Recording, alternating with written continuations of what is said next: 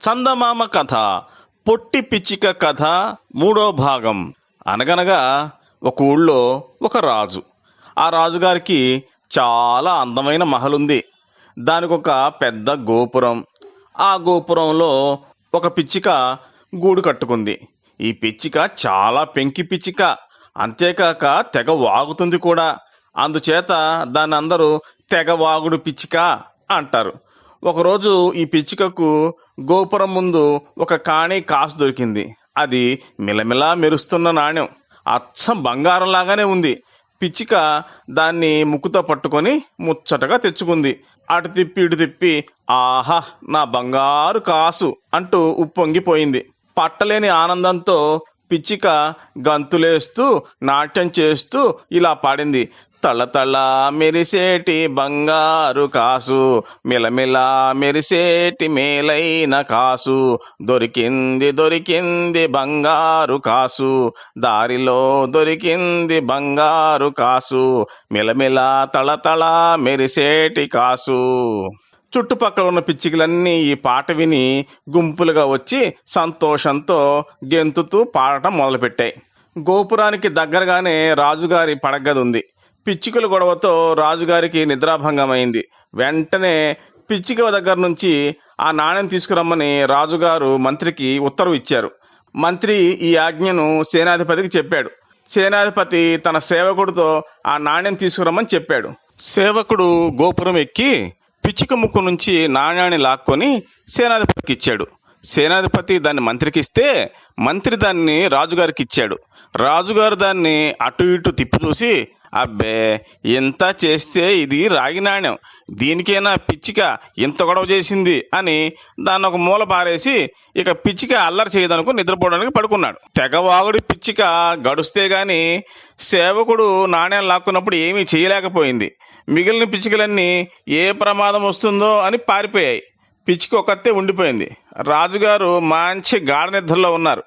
అంతట్లో పిచ్చిక మళ్ళీ గెంతుతూ పాడటం మొదలుపెట్టింది: మా ఊరు రాజుకి మంచి వడ్డీ మీద బంగారు కాసు ఒకటి బదులిచ్చినాను నా బంగారు కాసు. ఈ పాట వినగానే ఇదివరకు పారిపోయిన పిచ్చుకలన్నీ మళ్ళీ వచ్చి ఆడుతూ పాడటం మొదలుపెట్టాయి.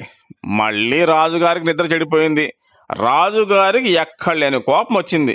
వెంటనే పిచ్చికను తన దగ్గరకు తీసుకురావాల్సిందిగా మంత్రికి ఉత్తర్వు చేశాడు. మంత్రి సేనాధిపతికి, సేనాధిపతి సేవకుడికి ఈ ఉత్తర్వు అందజేశారు. సేవకుడు చిత్తం అంటూ వెళ్ళి గోపురం ఎక్కి పిచ్చికను పట్టుకొని సేనాధిపతికి ఇచ్చాడు. సేనాధిపతి ఆ పిచ్చికను మంత్రికి ఇస్తే మంత్రి దాన్ని రాజుగారికి ఇచ్చాడు. రాజుగారు తక్షణ వంటవాడిని పిలిపించి ఈ పిచ్చికని తోటలో పాతిపెట్టమని అన్నాడు. వంటవాడు పిచ్చిక కాలికి ఒక తాడు కట్టి తీసుకుపోయి తోటమాలికి ఇచ్చాడు. తోటమాలి దాన్ని నేలలో పాతిపెట్టాడు. తోటమాలి వెళ్ళిపోగానే రాజుగారి కుక్క తాను దాక్కున్న చెట్టు పక్క నుంచి బయటకు వచ్చి పిచ్చికను తవ్విదీసింది. కుక్కను చూసి మొదట పిచ్చిక భయంతో వణికింది. కానీ అంతట్లోనే ధైర్యం తెచ్చుకొని, కుక్క నన్ను తినేస్తావా ఏంటి అని అడిగింది. అవును ఇప్పుడే అంది కుక్క. నా ఒళ్ళంతా మట్టితో నిండుంది, నా రెక్కలు తడిసిపోయాయి. ఈ మట్టిని వదులుచుకొని నా రెక్కలు ఎండబెట్టుకోనివ్వు, అప్పుడు నువ్వు తినడానికి రుచిగా ఉంటాను అంది పిచ్చిక. సరే తొందరగా మట్టి తుడుచుకొని రెక్కలు ఎండబెట్టుకో అని తొందర పెట్టింది కుక్క. పిచ్చిక మట్టి దులుపుకుంటున్నట్టుగా ఒక గెంతు గెంతింది. ఒళ్ళంతా దులుపుకొని ఇంకో గెంతు వేసి రెక్కలు విదిల్చి ఆరబెట్టుకుంది. తర్వాత మరి కొంచెం దూరం గెంతి తుర్రుమని ఎగిరింది. ఎగిరెగిరి పిచ్చిక రాజుగారు నిద్రపోతున్న మందిరం దగ్గరికే వచ్చింది. దాన్ని తరుముకుంటూ అరుచుకుంటూ అక్కడికే కుక్క కూడా వచ్చింది. కుక్క అరుపులకి రాజుగారికి మళ్ళీ నిద్రాభంగమైంది.